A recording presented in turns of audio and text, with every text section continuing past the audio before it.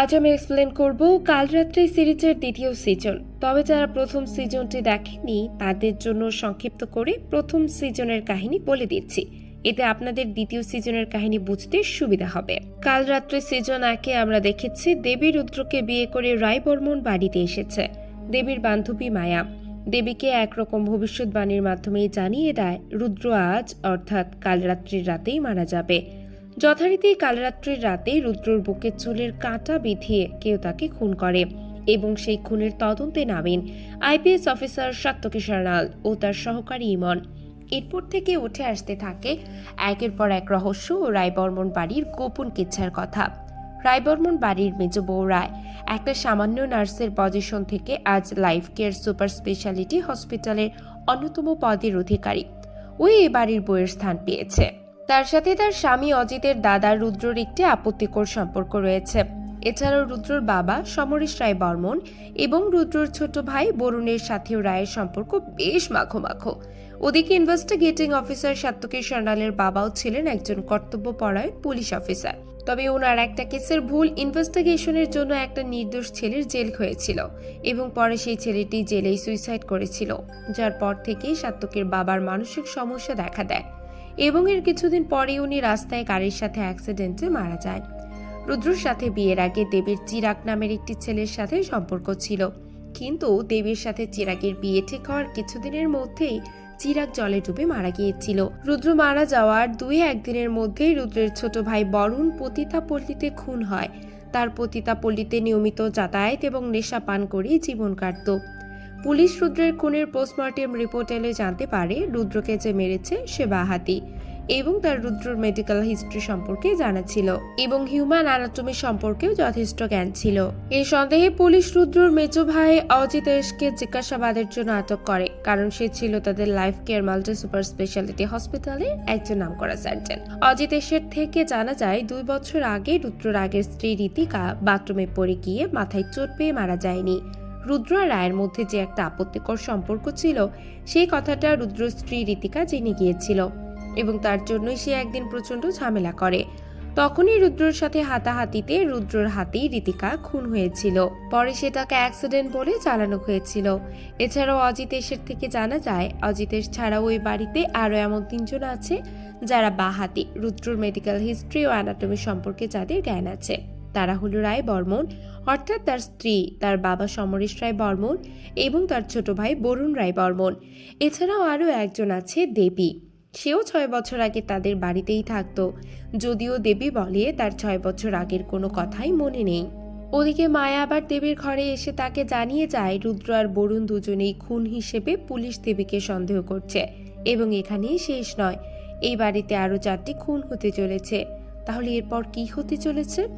Hello everyone, তাহলে চলুন শুরু করি কাল রাত্রি সিজন 2 এর এক্সপ্লেনেশন। দ্বিতীয় পর্বের শুরুতেই আমাদের ফ্ল্যাশব্যাকে দেবীর বিয়ের রাতের ঘটনা দেখানো হয়। যখন দেবী মায়াকে দেখে আবার সকালে মায়ের বলা কথাটা যে কাল রাত্রির রাতেই রুদ্র মারা যাবে, এটা মনে পড়তেই সে ভয়ে নিজের মধ্যে কুঁকড়ে যেতে থাকে। এরপর যজ্ঞের সময় সামনে আগুন দেখে আগুনে কাউকে পুড়তে দেখায় আবছা স্মৃতির কথা মনে পড়ে দেবীর। আর চুপ থাকতে পারে না, সে হঠাৎ প্রচন্ড চিৎকার করতে করতে অস্থির হয়ে পড়ে এবং বলতে থাকে মাকে বাঁচাও। সিন বর্তমানে ফিরে। সাত্তকী ইমন এতক্ষণ রায়বর্মন বাড়ির কাজের মেয়ে তানিকে জিজ্ঞাসাবাদ করছিল আর তানি এই ঘটনাটি বলছিল। বিয়ের রাতেই ওই ঘটনায় তানি বুঝতে পেরেছিল দেবীর মাথায় কোনো গন্ডগোল আছে। ইমন জিজ্ঞাসা করে তবুও বিয়েটা হলো? তানি বলে বিয়েটা তো হওয়ারই ছিল দেবীর সাথে, বিয়েটা তো দেওয়া হচ্ছিল বর্তা অর্থাৎ রুদ্র রায় বর্মনের ফাড়া কাটানোর জন্যই, কিন্তু শেষ রক্ষা তো হলো না। এরপর সাত্তকী জিজ্ঞেস করে এই বাড়ির ছোট ছেলে বরুণ রায় বর্মনের খুনের ব্যাপারে তুমি কি জানো? ইমন বলে তুমি তো তখন বাড়িতে ছিলে না, তবে কোথায় ছিলে? সেখান থেকে সিন ফিরে ময়ূরপঙ্খী ঘাটে দেবীর কাছে। মায়া দেবীকে যেহেতু জানিয়েছিল পুলিশ দেবীকে রুদ্র আর বরুণ এই দুটো খুনের ব্যাপারেই সন্দেহ করছে, তাই সে বাড়ি থেকে এখানে পালিয়ে এসেছে। দেবী এখানে আবার চিরাগকে কল্পনা করে এবং তার সাথে কথা বলতে থাকে। চিরাগ যেন তাকে বলছে তুমি বাড়ি থেকে পালিয়ে ঠিক করনি, আর তুমি হয়তো মায়ার কথায় বিশ্বাস করে ভুল করেছ। তখনই মায়া এসে দেবীকে ডাকে। মায়াকে এখানে দেখে দেবী চমকে ওঠে। সিন আবার রায়বর্মন বাড়িতে চলে আসে। সাত্তকী ও ইমন যে ব্রতী মৈত্র রিমি মৈত্রের ফ্ল্যাটে রিমি মৈত্রের খুনের ইনভেস্টিগেশনের কেসটা রিওপেনের জন্য তথ্য করতে গিয়েছিল, সেটা ওই ফ্ল্যাটের কেয়ারটেকার পিন্টু বাঘ সমরেশ রায় বর্মনকে জানাতে আসে। এই রিমি মৈত্রের খুনের কেসটা সাত্তকীর বাবা অনিন্দ্য সার্নালের সাথে জড়িয়ে আছে। আজ থেকে 10 বছর আগে সাত্তকীর বাবা এসপি অনিন্দ্য সার্নাল রিমি মৈত্রের খুনের জন্য রিমির স্বামী ব্রতী মৈত্রকে গ্রেফতার করেছিলেন। সেই ছেলেটি জেলের মধ্যে সুইসাইড করেছিল। সেই ঘটনার পর সাত্তকীর বাবা অনিন্দ্য সার্নালের মানসিক সমস্যা দেখা গিয়েছিল এবং কিছুদিন পর তিনি অ্যাক্সিডেন্টে মারা গিয়েছিলেন। পিন্টু জানতো এই কেসটার সাথে সমরেশ রায় বর্মন কোনো না কোনোভাবে জড়িয়ে আছে, তাই এই খবরটা দিয়ে সমরেশের কাছ থেকে কিছু টাকা পয়সা হাতানোই ছিল তার উদ্দেশ্য। কিন্তু সমরেশের হাবভাব দেখে সে বুঝতে পারে টাকা পয়সা হাতানোর কোনো সম্ভাবনা নেই, তাই সে সেখান থেকে উঠে পড়ে। সিন আবার ফিরে সাত্তকী, ইমন ও তানির কাছে। তানি একটা পান মশলা সবসময় খায়। সাত্তকী এই পান মশলাটার গন্ধটা যেদিন বরুণ খুন হয় সেদিন সে বরুণের মুখ থেকে পেয়েছিল। এতে সাত্তকীর সন্দেহ আরো বাড়ে। সাত্তকী কিছুক্ষণের জন্য বাইরে এলে সে বাড়ি থেকে পিন্টুকে বেরিয়ে যেতে দেখতে পায়। ইন্দ্রাণী দেবী বিলাপ করতে বলতে থাকে, অভিশাপ ফলতে শুরু করেছে। সাত্তকী জানতে চায় কোন অভিশাপ, কিন্তু রুদ্রর মা ইন্দ্রাণী দেবী কোনো একটা ঘটনা বলতে গিয়েও চেপে যায়। ওদিকে নদীর ঘাটে দেবী মায়াকে বলতে থাকে তার সাত্তকীকে বলে দেওয়া উচিত যে সে খুনের ব্যাপারে কিছুই জানে না, এভাবে পালিয়ে বেড়ানো তার উচিত হচ্ছে না। তাতে মায়া ধমক দিয়ে বলে, তুই বলবি আর ওরা মেনে নেবে? তোরে বাড়িতে আসার পর থেকেই তো কেমন অস্বস্তি হচ্ছে। আচ্ছা, সব স্মৃতি মনে আসছে তাই না? দেবী বলে, হ্যাঁ হচ্ছে। কিন্তু কেন হচ্ছে? তো কেমন অস্বস্তি হচ্ছে? আচ্ছা, সব স্মৃতি মনে আসছে তাই না? দেবী বলে, হ্যাঁ হচ্ছে, কিন্তু কেন হচ্ছে? মায়া বলে, তোর 6 বছর আগে একটা অ্যাক্সিডেন্ট হয়েছিল আর তাতে তুই সব ভুলে গেছিস। হতেও তো পারে 6 বছর আগে তোর এই বাড়ির সাথে কোনো সম্পর্ক ছিল। এরপর সিন শিফট হয় একটা হোটেল রুমে।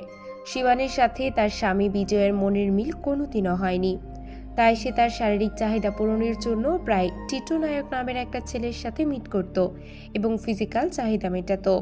সিন আবার নদীর ঘাটে ফিরে দেবী মায়াকে জিজ্ঞেস করে, যদি 6 বছর আগে ওই বাড়ির সাথে আমার সম্পর্ক খারাপই হয়ে গিয়ে থাকে, তবে ওরা আমায় ওই বাড়ির বউ কেন করলো? মায়া বলে, তোকে মারতে। কারণ মায়া তো শুনেছিল রুদ্রর বাবা যেদিন দেবীর বিয়ের প্রস্তাব নিয়ে দেবীর বাড়ি গিয়েছিল সেদিন উনি বলেছিলেন রুদ্রর প্রথম 2বার পত্নী বিয়োগের সম্ভাবনা আছে। মায়া দেবীকে এখানে নৌকাতে লুকিয়ে থাকতে বলে খাবার আনতে চলে যায়। সিন আবার রায়বর্মন বাড়িতে ফিরে স্নেহ এসে সকলকে জানায় দেবী বাড়িতে নেই। টাকা না পেয়ে রায়বর্মন বাড়ি থেকে রাগে গজগজ করতে করতে বেরিয়ে পিন্টু ঘাটে এসে নেশা করতে থাকে। তখনই শিবানীর সাথে হোটেলে থাকা টিটু বলে ওই ছেলেটাও সেখানে আসে। কিছুক্ষণ গল্প করার পর টিটু তার গামছাটা পিন্টুর গলায় পেঁচিয়ে ধরে। সাত্তকী থানায় ফিরে আবার অজিতকে প্রশ্ন করে।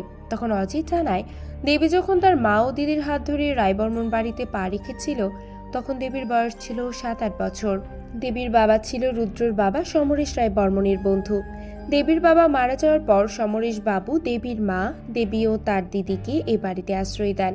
সুতরাং বর্তমানে যাদের দেবীর মা বাবা পরিচয় দেওয়া হচ্ছে তারা হচ্ছে রুদ্রদের পলাশপুরের বাড়ির কেয়ারটেকার নিতা ও সচিন। এছাড়া অজিতের কাছ থেকে জানা যায় দেবীর বাবা মা ও দিদি 3জনই নাকি সুইসাইড করে মারা গিয়েছিল। ওদিকে গঙ্গার ধারে একটা ডেড বডি পাওয়া গেলে ইমন ঘটনাস্থলে যায়। গিয়ে দেখে ওটা পিন্টু বাঘের বডি। সেটা ইমন সাত্তকীকে জানায়। ওদিকে দেবীও সাত্তকীর অফিসের দিকে যেতে থাকে। মায়া তাকে আটকানোর চেষ্টা করলেও দেবী কোনো বারণ শোনে না। সে থানায় এসে সাত্তকীকে জানায় সে দেখেছে ওকে খুন করতে। দেবী জানায় ও ময়ূরপঙ্খী ঘাটে দেখেছে একটা ছেলে পিন্টুকে গলায় গামছা পিছিয়ে ধরে মেরে ফেলতে। দেবী বলে ওই ছেলেটার মুখ সে আগেও দেখেছে, 2 বছর আগে চিরাগের ডেড বডির সামনে। কিন্তু সেই ছেলেটার নামও জানে না। ছেলেটা নাকি স্নান করতে গিয়ে পুকুরে নেমে চিরাগের বডি খুঁজে পেয়েছিল। চিরাগের বডি নাকি পানায় আটকে পড়েছিল। তখনই দেবী লক্ষ্য করেছিল ওই ছেলেটির হাতে একটা ত্রিশূলের ট্যাটু করা ছিল। সাত্তকী দেবীকে জিজ্ঞেস করে দেবী যে 6 বছর আগে রায়বর্মন বাড়িতেই থাকতো সে কথা কেন সে আগে জানায়নি। দেবী বলে 6 বছর আগে একটা অ্যাক্সিডেন্টে তার স্মৃতি চলে গেছে, তাই সে তো নিজেই এই কথাটা জানতো না। মায়াই তো আজ তাকে বলল যে সে সম্ভবত 6 বছর আগে রায়বর্মন বাড়িতেই থাকতো। কথাটা শুনে অবাক হয় ইমন। কারণ মায়ের বাবা মাকে যখন ইমন ইন্টারোগেট করেছিল তখন তো মায়া বলেছিল মায়েরা মাত্র 6 বছর হলে দিদিকে চেনে। ঘাট থেকে ফিরে আবার অজিতকে ইন্টারোগেট করতে আসে সাত্তকী। কাল অজিতকে কোর্টে প্রডিউস করা হবে। এখনো পর্যন্ত পুলিশের কাছে যত প্রমাণ আছে সবই যেহেতু অজিতের বিপক্ষে, তাই অজিতের জামিন পাওয়া অসম্ভব। সাত্তকী তাই অজিতকে বলে অজিতকে বাঁচতে হলে সাত্তকীর সাথে একটা ডিল করতে হবে। সিন রায়বর্মন বাড়িতে ফিরে। রাত্রে দেবী যখন নিজের ঘরে শুয়েছিল তখন মায়া চুপি চুপি দেবীর শাশুড়ি ইন্দ্রাণী দেবীর ঘরেই ঢুকে।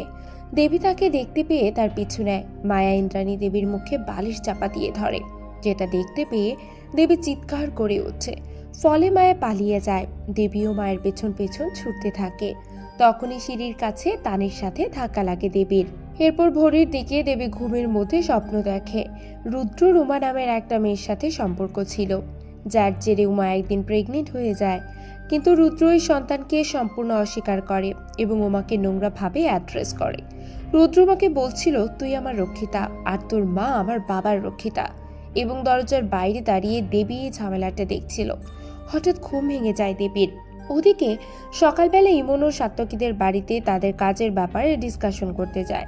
সেখানে সাত্তকী ইমনকে বলেন কালুনি বরুণীর মুখে তানির পান মশলার গন্ধটা পেয়েছিলেন, কিন্তু পকেটে তেমন কোনো প্যাকেট পাননি।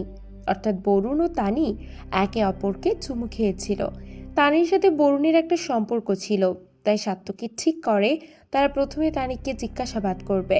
এরপর ইমন যাবে মায়াকে ইন্টারোগেট করতে, যে মায়া কিভাবে দেবীর 6 বছরের আগের জীবনের কথা জানলো আর কি বা জেনেছে। আর সাত্তকী যাবে পলাশপুর থানা ও রিমি মৈত্রের প্রতিবেশী বক্সি বাবুর সাথে কথা বলতে। এছাড়া সাত্তকী জানায় গতকাল রাতে পিন্টু বাঘ খুন হওয়ার আগে রায়বর্মন বাড়িতে গিয়েছিল, সেটাই কি পিন্টুর খুন হবার কারণ। আবার দেবী আর মায়ের কথোপকথন দেখানো হয়। দেবী মায়াকে নিজের বাড়ি ফিরে যেতে বলে, তখনই মায়া বলে আজ আবার কিছু একটা ঘটতে চলেছে, আর আজ তুই সেটা আটকাতে পারবি না। যথারীতি সাত্তকী ও ইমন আসে তানিকে জিজ্ঞাসাবাদ করতে। তানি মুখ খুলে সে জানায় সে বরুণকে ভালোবাসতো। সে গতকাল বিকেলে একটা ঘুপচি বাড়িতে বরুণের সাথে দেখা করতে গিয়েছিল, সেখানে তারা ফিজিক্যাল হয়েছিল। তারপর তানি বরুণকে জানিয়েছিল সে 2 মাসের প্রেগনেন্ট, যেটা শুনে বরুণ তো প্রচন্ড পরিমাণে রেগে যায়। বরুণ তানির মুখে একগোছা টাকা ছুঁড়ে মেরে বলেছিল আজই বাচ্চাটাকে অ্যাবর্শন করিয়ে নিতে। সেই মতো তানি অ্যাবর্শন করিয়ে নিয়েছিল। তানি গতকাল যে পোশাকটা পরেছিল সেটার ব্যাপারে জিজ্ঞাসা করা হলে তানি বলে সে ওটা পরে সবসময় বরুণের সাথে দেখা করতে যেত, কারণ বরুণ ওটা তাকে কিনে দিয়েছিল। ইমন তানিকে প্রশ্ন করে তানি এত তাড়াতাড়ি কিভাবে অ্যাবর্শনের সিদ্ধান্ত নিতে পারলো। তানি তোদেরকে একটা অদ্ভুত কথা বলে। সে বলে তার না আসা সন্তানের চেয়ে নিজের জীবনের দাম তার কাছে অনেক বেশি, আর এই বাড়িতে অ্যাবর্শন করতে না চেয়ে এর আগেও একজন মারা গেছে। ইন্টারোগেশন শেষ করে ইমন বেরিয়ে যায় মায়ের বাড়ির উদ্দেশ্যে। সাত্তকীও বেরিয়ে পড়ে পলাশপুরের দিকে। পলাশপুর পৌঁছে সাত্তকী বুঝতে পারে চিরাগের বডি যে উদ্ধার করেছে বলে দাবি করেছিল তার বাড়ির ঠিকানাটা ভুয়া, এবং চিরাগের গায়ে কোনো পানা বা শ্যাওলা জড়িয়েছিল না সেদিন। তাতে করে বোঝাই যায় সেই ছেলেটি চিরাগ মুখার্জিকে উদ্ধার নয় খুন করেছিল। ওদিকে দেবীর ঘরে রুদ্রর পিসির মেয়ে স্নেহা এলে দেবী স্নেহাকে জিজ্ঞেস করে তুমি কি আমার থেকে কিছু লুকোচ্ছ। কারণ কাল দেবী যখন বরুণের মৃত্যুর ঘটনার পর ঠাকুরগুড়ি থেকে ফিরছিল তখন স্নেহা দেবীকে বলেছিল ও তুমি ছোটদার খুনের ব্যাপারে কিছু জানো না বলো, কিন্তু তখনও পর্যন্ত তো বাড়ির কাউকে বরুণের মৃত্যুর ব্যাপারে জানানো হয়নি। তখন শুধু জানতো দেবী, ইমন, সাত্তকী আর ঠাকুরগুড়ির লোকজন এবং খুনি, কিন্তু স্নেহা এটা জানলো কি করে। এদিকে ততক্ষণে উকিল বাবু অজিতের জামিন গড়িয়ে এনেছেন। উনি সমরেশ বাবুকে জানান অজিতের জামিনে ওনার কৃতিত্বের থেকেও পুলিশের কৃতিত্বেই বেশি। পুলিশি কোর্টের কাছে অজিতকে রিমান্ডে নেওয়ার জন্য কোনো রকম প্রেশার করেননি, যাতে করে অজিতের জামিন খুব সহজেই হয়ে গেল। এটা শুনে সমরেশ বাবু বুঝতে পারেন অজিত নিশ্চয়ই পুলিশকে কোনো তথ্য দিয়েছে, কিন্তু কতটা বলেছে। ওদিকে সাত্তকী ততক্ষণে বক্সি বাবুর ফ্ল্যাটে কথা বলতে পৌঁছে যায়। এদিকে রায়বর্মন বাড়িতে মায়ের বাবা মা আসে দেবীর সাথে দেখা করতে। ওনারা কথায় কথায় দেবীকে বলেন পুলিশ আজ মায়ের সাথে কথা বলতে ওনাদের বাড়িতে গেছে। দেবী মায়ের মা বাবাকে রিকোয়েস্ট করে ওনারা যেন মায়াকে নিয়ে এখান থেকে চলে যায়, কারণ দেবী মনে মনে ভাবছে মায়াই হয়তো এই খুনগুলোর পেছনে দায়ী। অজিত তার বাবাকে বলে দেয় যে সে বাধ্য হয়ে সাত্তকীকে জানিয়েছে যে সচিন আর নিতা দেবীর আসল বাবা মা নয়। এছাড়াও বলেছে 6 বছর আগে দেবী তাদের বাড়িতেই থাকতো। এটা শুনে সমরেশ রায় বর্মন সাত্তকীর উপর রাগে ফুঁসতে থাকে। সাত্তকী বক্সিবাবুর সাথে কথায় কথায় বলে যে গতকাল রাত্রে তাদের ফ্ল্যাটের কেয়ারটেকার পিন্টু বাগ খুন হয়েছে এবং খুনির ডান হাতের আস্তিনে একটা ত্রিশূলের ট্যাটু ছিল, যেটা শুনে উনি চমকে উঠেন। কারণ 10 বছর আগে যেদিন রিমি মৈত্র খুন হয় সেদিন সিঁড়ি দিয়ে ওনার সাথে একজনের ধাক্কা লেগেছিল, তার হাতে ওই রকমই ত্রিশূলের ট্যাটু ছিল। এরপর সিন ফ্ল্যাশব্যাকে ফিরে দেখানো হয় 10 বছর আগের ঘটনা, যেদিন রিমি মৈত্রের ফ্ল্যাটে ওই খুনির ছেলের কেকের ডেলিভারি বয় সেজে এসেছিল। রিমি দরজা খোলা রেখে ঘরে একটা ফোন করতে গেলে সেই সুযোগে ছেলেটা ঘরের মধ্যে ঢুকে রিমি মৈত্রকে খুন করে এবং বেরোনোর সময় ছেলেটার সাথে বক্সিবাবুর ধাক্কা লাগে। সিন বর্তমানে ফিরে সাত্তকীর বাবা অনিন্দ সান্যাল এই কেসেরই তদন্তে ছিলেন।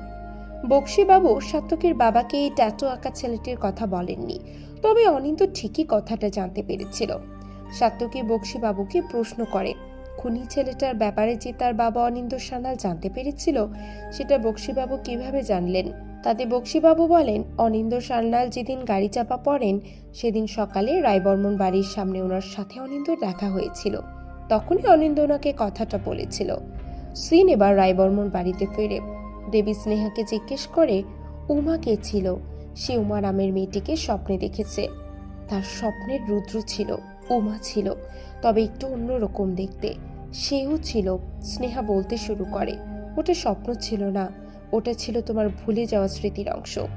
তোমার যখন 7 বছর বয়স তখন এক কালী পুজোর রাতে তোমার দিদি, তুমি, তোমার মা বন্দনা মাসির হাত ধরে বাড়িতে এসেছিলে। দেবী অবাক হয়ে জিজ্ঞাসা করে তার মায়ের নাম বন্দনা। সিন ফ্ল্যাশব্যাকে ফিরে রুদ্রর মা একদিন দেবীর মাকে প্রচন্ড মারতে থাকে এবং মুখে বলতে থাকে নিজের কপাল পুড়েছে, তো আমার কপাল পোড়াতে কেন এখানে এলি। স্নেহা দেবী তখন খুব ছোট। সিন এবার বর্তমানে ফিরে তখনই দেবীর ফোনে একটা SMS আসে। সেখান থেকে সিন ফিরে রিভারসাইড হোটেলে। সেখানে শিবানী কারোর জন্য অধীরভাবে অপেক্ষা করতে থাকে এবং বারবার কাউকে ফোনে ট্রাই করতে থাকে। বাইকে থাকা একটা ছেলে ফোন ধরে বলে একটা কাজ ছেড়ে সে আধা ঘন্টার মধ্যে ফিরবে। বোঝা যায় শিবানী তার সেক্স পার্টনার টিটুর জন্য ওয়েট করছিল। সেখানে হঠাৎ কেউ শিবানীর রুমের দরজায় নক করে। শিবানী দরজা খুলে দেখে বোরখা পরা একজন বাইরে দাঁড়িয়ে। সেই মানুষটা আচমকায় শিবানীকে ধাক্কা মেরে ঘরে ঢুকিয়ে নিজেও ঘরে ঢুকে দরজা লক করে দেয়। ওদিকে ইমন মায়াকে জিজ্ঞাসাবাদ করে কিছু গুরুত্বপূর্ণ তথ্য জানতে পেরেছিল, যেটা তার সিনিয়র সাত্তকী সান্যালকে বলার জন্য ফোন করে এবং কোথাও একটা মিট করতে চায়। সাত্তকী ইমনকে ফেরিঘাটের দিকে চলে আসতে বলে এবং বলে সেখানে তিনি থাকবেন। ইমন ফোনে কথা বলছে সে অবস্থায় তাদের গাড়িটা একটা সিগন্যালে থামে। ইমনের গাড়ির পাশ ঘেঁষে একটা ছেলে বাইক নিয়ে দাঁড়ায় এবং তখনই পকেট থেকে একটা রিভলভার বের করে ছেলেটা ইমনকে লক্ষ্য করে শুট করে। ফোনের ওপার থেকে সাত্তকী কিছু একটা হয়েছে বুঝতে পেরে ফোর্সকে খবর দেয়। ঘটনাস্থলে পৌঁছে সাত্তকী ইমনকে হসপিটালাইজ করে। ওদিকে দেখা যায় দেবীও হোটেল লিভার সাইড থেকে বেরোচ্ছে। হসপিটালে সাত্তকীকে একজন পুলিশ কর্মী এসে খবর দেয় হোটেল লিভার সাইডে শিবানী রায় বর্মন খুন হয়েছে। ডক্টর জানায় ইমনের শরীর থেকে বুলেটটা বের করে ফেলা গেলেও তিনি এখনো পুরোপুরি বিপদমুক্ত নয়। ইমনকে এখনো 72 ঘন্টা এখানে ভর্তি থাকতে হবে। শিবানীর পোস্টমর্টেম হওয়ার পর সাত্তকী রায় বর্মন বাড়িতে আসে। সেখানে শেষে জানায় শিবানীর বুকে কম্পাস বিধিয়ে খুন করা হয়েছে এবং খুনি ডান হাতি। কম্পাসের কথা শুনে এভাবে খুন করার কারণ জিজ্ঞাসা করা হয় সাত্তকীকে। সাত্তকী বলে খুনি এক্ষেত্রে কিছু একটা হয়তো বোঝাতে চেয়েছে।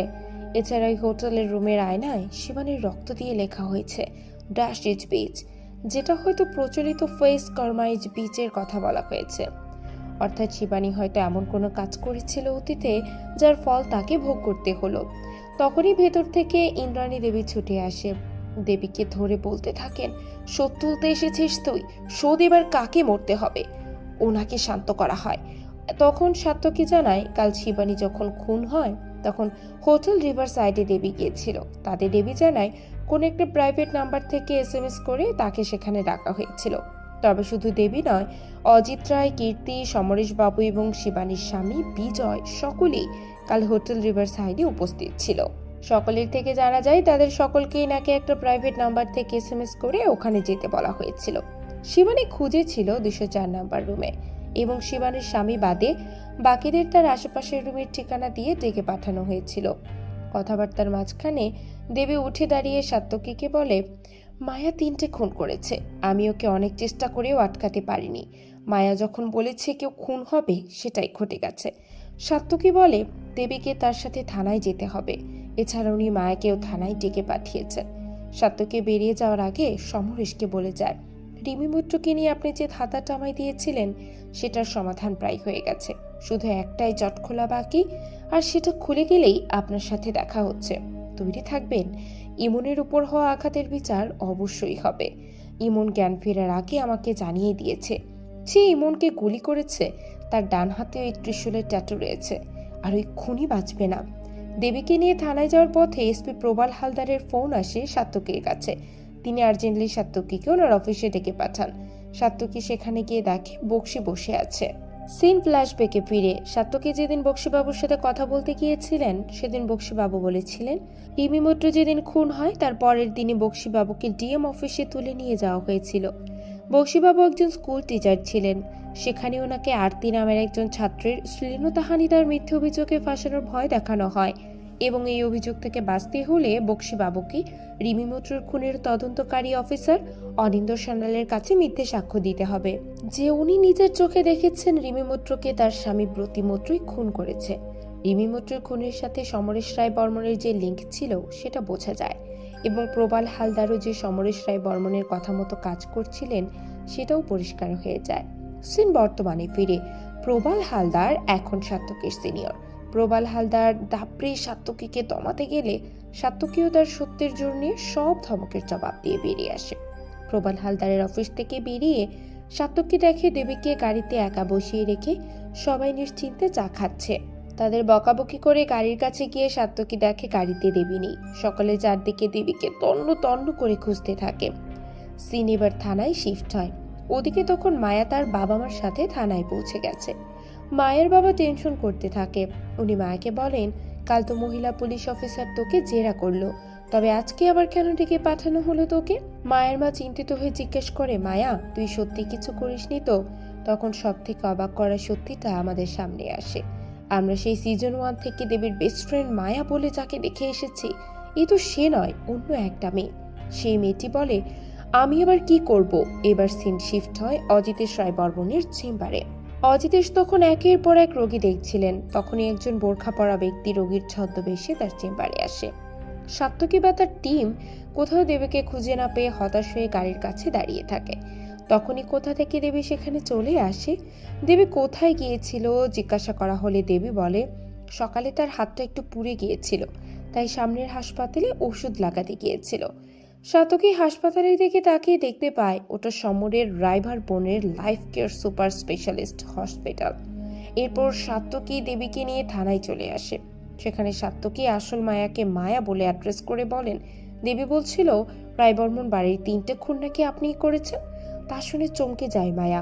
দেবী ওর সাথে সাথে বলে ওঠে, এ তো মায়া নয়, মায়া আমার বেস্ট ফ্রেন্ড, সে কোথায়? তখন মায়া বলে, কিন্তু দেবী, আমাদের ফ্রেন্ডস গ্রুপে তো আমি একমাত্র মায়া, আর তো কোনো মায়া নেই। মায়া নেমে আমিই তো তোর একমাত্র বন্ধু। সেটা শুনে অস্থির হয়ে ওঠে দেবী। সে পাগলের মতো মায়ের বাবা মাকে জিজ্ঞেস করতে থাকে তার পরিচিত মায়ের কথা, কিন্তু মায়ের বাবা মাই মায়াকে দেখিয়ে বলে, এই তোমাদের একমাত্র মেয়ে মায়া। কথাগুলো শুনে আর সহ্য করতে পারে না দেবী। তার অস্থিরতার মাত্রা পেরোতে থাকে। সে বারবার চিৎকার করে বলতে থাকে, ও মায়া নয়, ও মায়া নয়, সবাই মিথ্যে কথা বলছে, সবাই। দেবী পাগলের মতো চিৎকার করে মায়ের নাম ধরে ডাকতে থাকে। ওদিকে দেখানো হয় অজিতের চেম্বারে সেই বোরখা পরা ব্যক্তিটি অজিতকে খুন করেছে। এদিকে সাত্তকী মায়াকে আলাদা করে কথা বলার জন্য ডাকলে মায়া জানায় সে কাল ইমনকে জানিয়েছিল দেবীর হয়তো কোনো মানসিক সমস্যা রয়েছে, কারণ দেবীর সাথে তার পরিচয় হয়েছে ঠিক 6 বছর আগে, যখন দেবী পলাশপুরে থাকতে এসেছিল। কিন্তু দেবী এমন অনেক কথা বলতো মায়া বলেছিল বলে, যেগুলো আসলে মায়া কোনোদিনও বলেনি। এমনকি মায়া যখন দেবীকে জিজ্ঞেস করত তখন দেবী হেসে বলতো, আমি কখন বলেছি? তুই বলেছিস। আমাকে তো মায়া বলেছে। অর্থাৎ দেবী হয়তো অন্য কাউকে মায়া বলে জানতো। ওদিকে দেবী ক্রমশ আরো অস্থির হয়ে যাচ্ছে দেখে সাত্তকও সেখানে চলে আসে। সেখানে মায়া মায়া বলে চিৎকার করতে করতে দেবী মায়াকে থানায় ঢুকতে দেখে, কিন্তু অন্য কেউই মায়াকে দেখতে পায় না। সকলে অবাক হয়ে দেবীর অদৃশ্য মায়ের কথোপকথন দেখতে থাকে। দেখা যায় ওখানে সত্যি সত্যি মায়ের কোনো অস্তিত্ব নেই। দেবী নিজেই একবার মায়া ও একবার নিজের রোলে নিজেই নিজের সাথে কথা বলছে। থানার সবাই সে অদ্ভুত কথোপকথন অবাক হয়ে শুনতে থাকে। সেই কথার মাঝেই মায়ার রোলে দেবী বলতে থাকে, তুই কি করলি দেবী? অলরেডি তো আরেকটা খুন হয়ে গেছে। দেবী বলে, খুন হয়েছে? আবার মায়ের রোলে দেবী বলে, তোর আদরের দেওর অজিতেশ, আমি তো এইমাত্র হাসপাতাল ঘুরে এলাম। আর শোন, রায়বর্মন বাড়ির কেউ বাঁচবে না, কেউ না। এটা বলেই যেন মায়া বেরিয়ে যেতে থাকে। দেবী মায়াকে চিৎকার করে রাখতে থাকে। সাত্তকী মায়াকে আটকান। কথাগুলো শুনে সাত্তকী লাইফ কেয়ার হসপিটালে ছুটে যান, কিন্তু ততক্ষণে তো যা হওয়ার হয়ে গেছে, আর কিছুই করার নেই। মারা গেছে অজিতেশ রায় বর্মন। এর পরের দিন ইন্দ্রাণী দেবী সাত্তকীকে ডেকে পাঠান। তিনি তার চারটে সন্তান হারানোর দুঃখে ভেঙে পড়েছেন। তাদের ছেলেবেলার অ্যালবাম বুকে জড়িয়ে উনি কান্না করতে থাকেন। এরপর তিনি চোখ মুছে শান্ত হলে সাত্তকী ওনাকে জানায় তারা দেবীকে আটক করেছে। দেবীর ডিসোসিয়েটিভ আইডেন্টিটি ডিসঅর্ডার রয়েছে, মানে যাকে মাল্টিপল পার্সোনালিটি ডিসঅর্ডারও বলে। মায়া হলো দেবীরই আরেকটা পার্সোনালিটি। সবকটা খুনই মায়া করেছে, মানে দেবী করেছে, কিন্তু সে ভাবছে মায়া করেছে। এবার ইন্দ্রাণী দেবী বলেন, আর আসলে যে খুন করেছে দেবীর মা, বাবা, দিদি, আরো অনেক মানুষ যারা হয়তো উনি চিনিও না। সেও কি শাস্তি পাবে? উনি আসলে ওনার স্বামী সমরেশ রায় বর্মনের কথাই বলছেন। সিন ফ্ল্যাশব্যাকে ফিরে 6 বছর আগের ঘটনা আমাদের দেখানো হয়। দেবীর দিদি উমাকে রুদ্র শুধুমাত্র নিজের চাহিদা মেটানোর জন্যই ব্যবহার করত। উমা সেটাকে ভালোবাসা ভেবে ভুল করেছিল। তার জেরে উমা প্রেগনেন্ট হয়ে যায়, কিন্তু রুদ্র বাচ্চাটাকে অ্যাবর্শন করতে বলেছিল। রুদ্রর বাকি দুই ভাই অজিতেশ ও বরুণেরও কুনজর ছিল উমার ওপর। উমা বাচ্চাটাকে অ্যাভয়েড করতে না চাইলে তার উপর শারীরিক ও মানসিক অত্যাচার করে রুদ্র, অজিতেশ আর বরুণরা। উমা হসপিটালে ভর্তি হয়। এতে দেবীর মা প্রচন্ড ভেঙে পড়েন। দেবী তাকে শান্ত করার জন্য বলে সে তো জবের প্রিপারেশন নিচ্ছে, সে একদিন অনেক বড় ডাক্তার হবে। সমরেশ অজিতেশ রায় বর্মনের থেকেও বড় ডাক্তার, আর তার এই বাড়িতে থাকবে না। তখনই স্নেহা এসে জানায় হাসপাতালে দেবীর দিদি উমার কন্ডিশন ভালো নয়, প্রচন্ড ব্লিডিং হচ্ছে। দেবী আর সহ্য করতে পারে না, সে বাইরে বেরিয়ে আসে। তখনই বাইরে এসে সে দেখে রুদ্রর 3 ভাই খোশ মেজাজে বাইরে দাঁড়িয়ে আড্ডা দিচ্ছে, আর শিবানী এক্সামের প্রিপারেশন নিচ্ছে। পাশে শিবানী দেবীর সাথেই পড়তো। দেবী এসে রুদ্রদের 3 ভাইকে প্রশ্ন করে, তোমরা আমার দিদির সাথে এরকম কেন করলে? তোমাদের জন্য দিদি হসপিটালে ভর্তি, আর তোমরা এখানে আড্ডা দিচ্ছ। তখনই শিবানী পাশ থেকে বলে ওঠে, চুপ কর দেবী, তোর দিদির অবস্থা খারাপ তো কি হয়েছে? তুই এবার থেকে আমার দাদাদের সার্ভিস দিবি, যেমন তোর দিদি দিত। দেবী আর সহ্য করতে পারে না। সে ছুটে গিয়ে টেবিলে পড়ে থাকা কম্পাসটা তুলে শিবানীর হাতে বেঁধিয়ে দেয়। এরপর সন্ধ্যাবেলা দেবীর দিদির ডেড বডি বাড়িতে ফিরিয়ে আনা হয়। সমরেশ দেবীকে টানতে টানতে ঘর থেকে বের করে নিতে বলে, দেখ তোর পাপের শাস্তি তোর দিদিকে পেতে হলো। উমা ডেড বডি ধরে কষ্ট পেতে থাকে দেবী আর তার মা। শিবানী দেবীকে উদ্দেশ্য করে বলেছিল, এখানেই শেষ নয়, এর ফল তোকে আরো চোকাতে হবে। ইন্দ্রাণী দেবী বলে, এরপরে দেবীর সাথে একটা ভয়ানক ঘটনা ঘটে যায়, যার ফলে দেবীর মা নিজেই নিজের গায়ে আগুন দেয়। মরার আগে বন্দনা বলেছিল, আমাদের সাথে তোমরা যেটা করলে তার ফল তোমার ছেলেরা, তোমার পরিবার অবশ্যই পাবে। ইন্দ্রাণী দেবী ওনাকে আটকানোর অনেক চেষ্টা করেছিল, কিন্তু পারেননি। দেবী তার মায়ের মৃত্যুর দৃশ্য চোখের সামনে দেখেছিল। সিন বর্তমানে ফিরে সাত্যকে জিজ্ঞেস করে দেবীর সাথে কি এমন ঘটেছিল যে দেবীর মাকে এমন চরম স্টেপ নিতে হলো। তবে ইন্দ্রাণী দেবীর মনের অবস্থা দেখে সাত্যকী বলেন, বেশ, উনি সেটা না হয় পরে জেনে নেবেন। রুদ্রের পোস্টমর্টেম রিপোর্ট বলছে রুদ্রর পিঠে চুলের কাটা বেঁধানো এবং বরুণের গলায় ছুরি চালানো, এই দুটোই বাম হাতের করা হয়েছে। তবে শিবানীর বুকে কাঁটাটা ঢোকানো হয়েছে ডান হাতে। আমরা জানি যে দেবী সব্যসাচী, অর্থাৎ তার দুহাত সমানভাবে চলে। তবে আর কি অন্য কেউ আছে যে এই খুন করতে পারে? ইন্দ্রাণী দেবী বলেন, ওনার স্বামী সমরেশ রায় বর্মন সব্যসাচী, তবে নিজের ছেলে মেয়েকে সমরেশ নিজে হাতে মারতে পারবেন কিনা সেটা উনি জানেন না। সিন এবার শিফট হয় হাসপাতালে, ইমনের কেবিনে, যেখানে ডক্টরের ছদ্মবেশে সেই খুনি ছেলেটা টিটু নায়ক আসে ইমনকে খুন করতে। কিন্তু ঠিক সময় পেছন থেকে সাত্তক এসে হাতের ত্রিশূলের টাটু করায় ছেলেটাকে ধরে ফেলে। থানায় টিটুকে ধরে নিয়ে গিয়ে তার ডিগ্রি দেওয়া হয়। টিটু তাতেও মুখ না খুললে সাত্তকে একটা অন্যরকম উপায় বের করে। সাত্তকের পালিত বাবুকে গতবার নেদারল্যান্ডে বেড়াতে গিয়ে উনি যে ছালাচার টেনেছিলেন ওটা আর তার সাথে একটা সিরিজ কাগজ আনতে বলেন। এরপর সাত্তকী দেবী জেলে যান দেবীর সাথে কথা বলতে। উনি দেবীকে বলেন দেবীর এই ডুয়েল পার্সোনালিটির কথা উনি সেদিনই আন্দাজ করেছিলেন। যেদিন দেবী জলে ঝাঁপ দিয়ে মরতে গিয়েছিল, জল থেকে বাঁচানোর সময় দেবী বলেছিল আমি বাঁচতে চাই না, আর দেবীর মধ্যেকার মায়া বলছিল ওকে বাঁচান সাত্তকী, ওকে ছাড়া আমি বাঁচবো না। মায়া এটা বলছিল কারণ দেবী ছাড়া তো মায়ের অস্তিত্বও থাকবে না। তখনই হেসে ওঠে দেবীর মধ্যেকার মায়া। সে বলে বাহ, বেশ স্মার্ট তো আপনি। সাত্তকী জিজ্ঞেস করে মায়া তুমি কি সত্যিই খুনগুলো করেছো? মায়া বলে না, আমি করতে চেয়েছিলাম কিন্তু দেবী আটকে দিয়েছে প্রত্যেকবার। মায়া বলে আবারও রায়বর্মন বাড়িতে খুন হবে, আপনি আটকাতে পারবেন না, বলেই হাসতে থাকে। গতকাল রাত্রে সাত্তকী টিচকের সিরিজ কাগজ দিয়ে আচ্ছা করে ঘষে, ভালো করে ঝাল আচার দিয়ে মেরিনেট করে, তার থেকে সমস্ত সত্যি কথা বের করে আনে এবং পরের দিন সকালে সমরেশ রায় বর্মনকে গ্রেফতার করতে চান। সাত্তকী বলে আপনি চিরাগকে মার্ডার করিয়েছিলেন যাতে দেবীর সাথে চিরাগের বিয়ে হয়ে রায় বর্মন বাড়ির কেচ্ছা বাইরে না বেরিয়ে যায়। সেজন্য পিন্টু বাগকে খুন করিয়েছিলেন কারণ আপনাকে ব্ল্যাকমেল করে টাকা হাতাতে চেয়েছিল। আর রিমি মৈত্রকে অর্ডার করিয়েছিলেন কারণ রিমির সাথে আপনার এক্সট্রা মেরিয়াল অ্যাফেয়ার চলছিল। আপনার ছেলে রুদ্রর নয়, রিমি আপনাকে ইন্দ্রাণী দেবীকে ডিভোর্স দিয়ে তাকে বিয়ে করার জন্য চাপ দিচ্ছিল, আর আপনি তা তো করবেন না, সামাজিক ইমেজ নষ্ট হবে বলে। তবে আমার বাবা অর্থাৎ অনিন্দ সান্যালকে কেন খুন করালেন? বাবা তো পাগল হয়ে গিয়েছিল, বাবার তো কোনো কথারই কোনো গুরুত্ব ছিল না। তখনই সমরেশ বলতে শুরু করে সাত্তকীর বাবার মৃত্যুর দিন সাত্তকীর বাবা যখন সমরেশের সাথে দেখা করতে এসেছিল তখন সাত্তকীর বাবা সম্পূর্ণ সুস্থ ছিল। সিন ফ্ল্যাশব্যাকে ফিরে সাত্তকীর বাবা এসপি অনিন্দ সান্যাল জেনে গিয়েছিল সমরেশের লাইফ কেয়ার সুপার স্পেশালিটি হসপিটালের ট্রাস্টি বোর্ডের একজন সদস্য ছিলেন তৎকালীন ডিএম কালীকৃষ্ণ গুহ। সমরেশের হাসপাতালে জাল ওষুধের নোংরা ব্যবসা চলত, যাতে তৎকালীন ডিএমও সামিল ছিলেন। তাই সাত্তকীর বাবাকে ফাঁসাতে রিমি মৈত্রের খুনের কেসে রিমির স্বামী বৈত্রী মৈত্রকে ফাঁসানো হয়েছিল। ব্রতির সুইসাইড করাতে অনিন্দ অপরাধে ভুগতে থাকে এবং একসময় প্রায় পাগলই হয়ে গিয়েছিল। তাতে করে ওনার চাকরি চলে যায়, এটাই তো সমরেশরা চেয়েছিল। কিন্তু চাকরি হারিয়েও হাল ছাড়েনি সাত্তকীর বাবা। মানসিকভাবে সুস্থ হতেই উনি সমরেশের নোংরা ব্যবসার বিরুদ্ধে স্টেপ নেবেন বলেন। তাই সমরেশে টিটুকে দিয়ে ওনাকে খুন করিয়েছিল। সিন বর্তমানে ফিরে সাত্তকী সমরেশকে জানায় যে তার মেয়ে শিবানীর শয্যা সঙ্গী ছিল এই টিটু নায়ক। সমরেশ থানায় যাওয়ার আগে ভেতরে জামা চেঞ্জ করতে চলে যায়।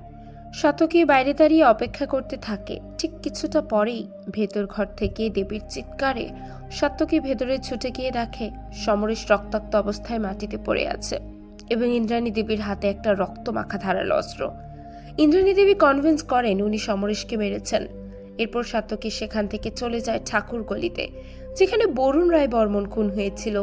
সাত্তকী ফুলকির থেকে জানতে পেরেছিল তখন সেদিন খুনি যখন বরুণকে মেরেছিল তাদের ধস্তাধস্তিতে খুনির হাত বা পকেট থেকে মেটালের কিছু একটা মেঝেতে পড়ে গিয়েছিল, যেটার শব্দ ফুলকি পেয়েছিল, কিন্তু সেটা তোলার সুযোগ পায়নি।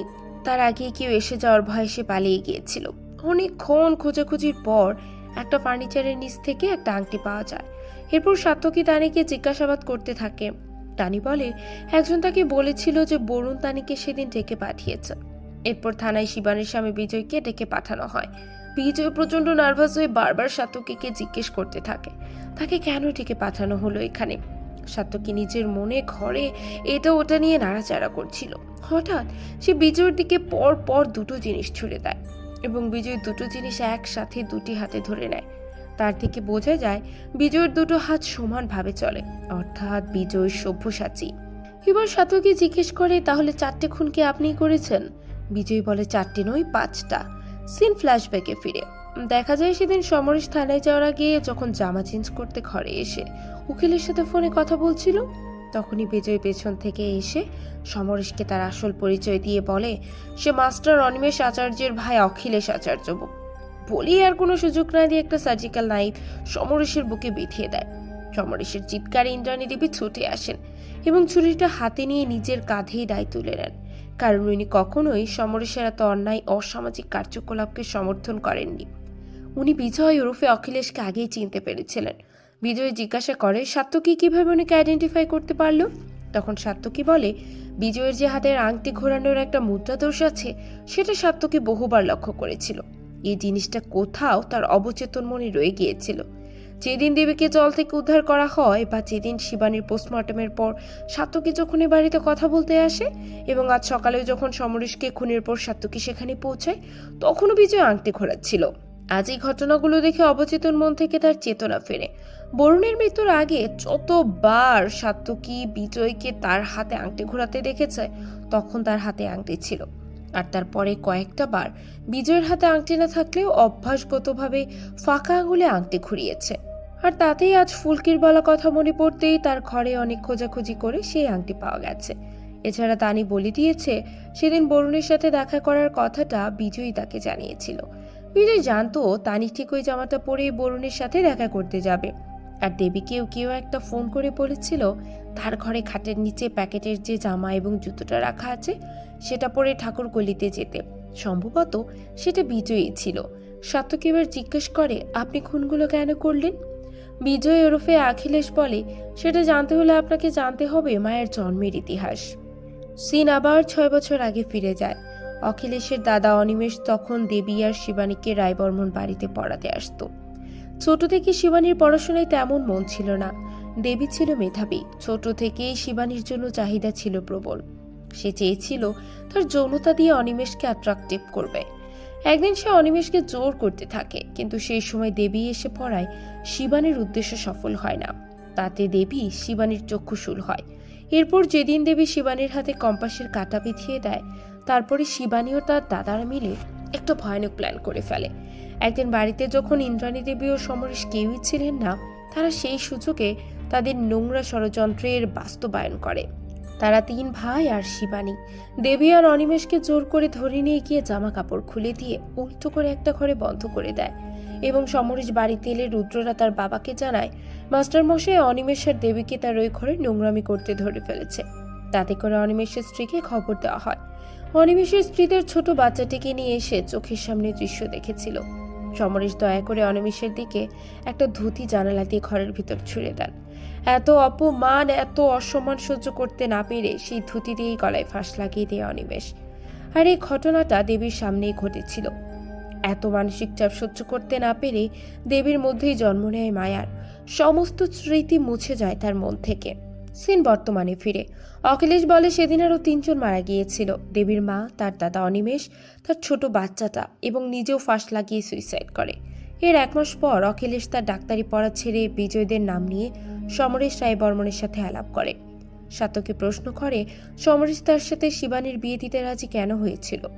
অখিলেশ বলে তখন শিবানীর নামে যা কানাঘোষা হচ্ছিল তাতে সমরের যত তাড়াতাড়ি সম্ভব শিবানীকে বিয়ে দিয়ে এই প্রতাপনগর থেকে তাড়াতে চেয়েছিল এবং সেই সুযোগে অখিলেশ বিজয় এসেছে রায়বর্মন বাড়িতে ঢুকে। শিবানী দেবী রুদ্রর বিয়ে উপলক্ষে বেশ অনেকদিনের জন্যই বাড়িতে আসে, আর তার সাথে আসে অখিলেশ ওরফে বিজয়। আর একে একে রুদ্র, অজিত, বরুণ, শিবানী সকলের উপর প্রতিশোধ তোলে। ওই বাড়িতে আরো কেউ আছে যে তাকে সাহায্য করেছে, কিন্তু সে কারো নাম বলতে চায় না। গ্রেফতার হয় অখিলেশ। এরপর কেটে যায় আরো 2 বছর। বিচারে অখিলেশের ফাঁসি হয়। ইন্দ্রাণী রায়বর্মন বেকসুর খালাস পায়। এসপি প্রবল হালদার সাসপেন্ড হয়। প্রাক্তন জিএম কালীকৃষ্ণ গুহর বিরুদ্ধে তদন্ত শুরু হয়। ইমনও সুস্থ হয়ে ডিউটি জয়েন করেন। বর্তমানে সাত্তকী খানকারী এসপি। দেবীও এতদিন মানসিক হাসপাতালে চিকিৎসাধীন ছিল। বর্তমানে সে সম্পূর্ণরূপে সুস্থ। আজ তাকে ছেড়ে দেওয়া হলো। দেবীকে নিতে আসে সাত্তকী আর তার মা। সাত্তকী দেবীকে ইতোমধ্যে ভালোবেসে ফেলেছিল। সাত্তকীর সাথে দেবীর একটা মিষ্টি সম্পর্কের সূচনা করে এখানেই শেষ হয় কাল রাত্রে সিজন 2 এর সিরিজটি। তো বন্ধুরা, এই ছিল কাল রাত্রে সিজন 2 এর হাড় হিম করা রহস্যের সমাধান। প্রতিশোধের আগুন যে কতটা ভয়ঙ্কর হতে পারে, অখিলেশ ওরফে বিজয়ের এই কাহিনী তার প্রমাণ। কখনো কখনো নিজের পাপের বোঝা পুরো পরিবারকেই ধ্বংস করে দেয়, যা আমরা রায়বর্মন পরিবারের পরিণতি দেখে বুঝলাম। গল্পের এই মোড় আর রহস্যের সমাধান আপনাদের কেমন লেগেছে? বিজয় কি ঠিক করেছিল নাকি আইন নিজের হাতে তুলে নেওয়া তার ভুল ছিল? কমেন্ট করে অবশ্যই আপনাদের মতামত জানান। ভিডিওটি ভালো লাগলে একটি লাইক দিন, আর চ্যানেলে নতুন হয়ে থাকলে সাবস্ক্রাইব করে ফেলুন। আজ এখানেই বিদায় নিচ্ছি, ধন্যবাদ।